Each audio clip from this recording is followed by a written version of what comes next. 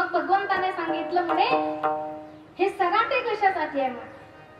जरी गोपी आपल्या मागे आली ना धावत, हे सराटे तिच्या वाटेत टाकायचे. त्यामध्ये एक बोबडा गोपाळ होता.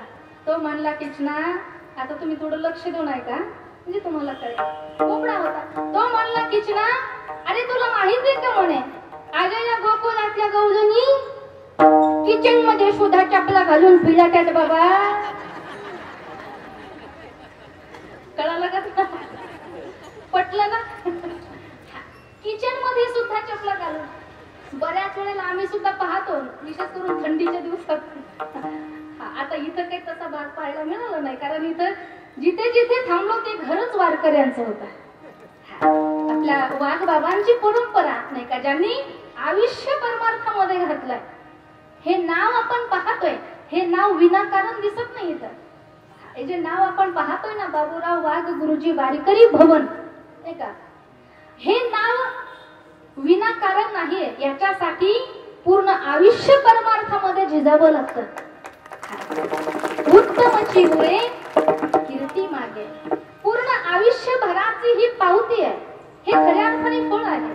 म्हणून हे सगळा परिवार जो आहे सगळा परिसर जो आहे तो धार्मिक आहे परमार्थिक आहे. म्हणून इथं काही चपला पायात दिसल्या नाही. पण एखाद्या ठिकाणी आम्ही गेलो ना, आता काल परवा एका ठिकाणी गेलो, एक बाई जेवण वाढायला आली. जेवण वाढायला आता नाव नाही सांगत, आपल्यालाही जुटलेलं असतं कुणीकडच्या कुणीकडे नाही का. करताल फोल तुमच्या पाहुणी असली कोणी तर नाही का. त्या बाईला मी म्हणलं मावशाव जेवण, मला वाटलं घाई गडबडीमध्ये वाढायला आली चप्पल काढायची विसरून गेली असेल.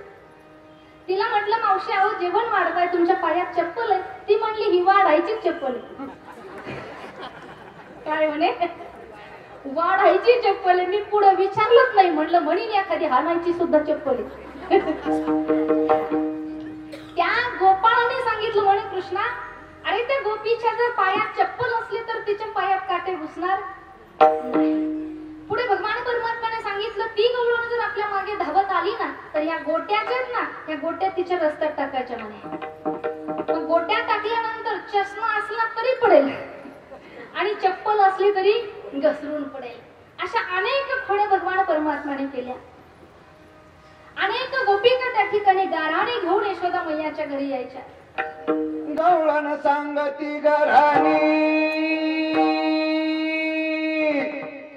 रात्री आला तुझा चक्रपाणी खाऊन दही दूध तुपालोनी फोडली अवघी आगे बाई कोण हसिवरे ना आगे बाई कोण हसिवरे ना आगे बाई कोण हसिवरे ना यशोदा बाळ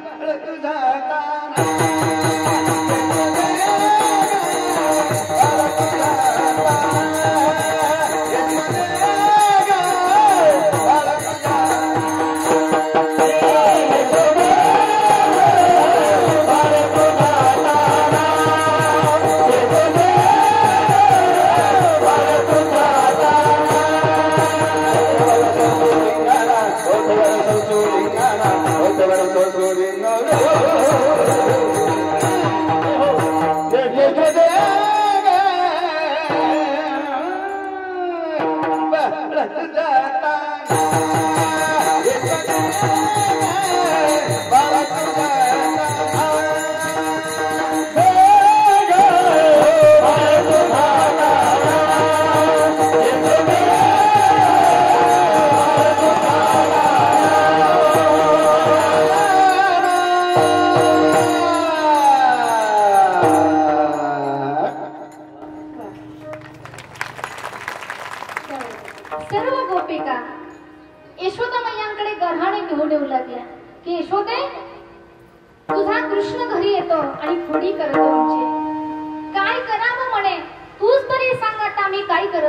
यशोदा मैयाला भगवंताच्या खोड्या मान्य होत नव्हत्या. आणि जी आई लेकरांच्या खोड्या मान्य करते ना ती आईच नसते. कितीही खट्याळ असू दे आपलं पोरगं, आपल्याला त्याच्या खोड्या कधी मान्य होत नाही. अगदी त्याचप्रमाणे यशोदा मैया ही म्हणायची की अगं माझं बाळ किती गोंडस दिसतंय, किती गुणाचं आहे माझं बाळ. अनेक गोळणी अनेक प्रमाण आपल्याला आता घेता येतील बरं का. हा पण आपला वेळ आता संपलेला आहे. जर पुन्हा वेळ मिळाला तर मी पुन्हा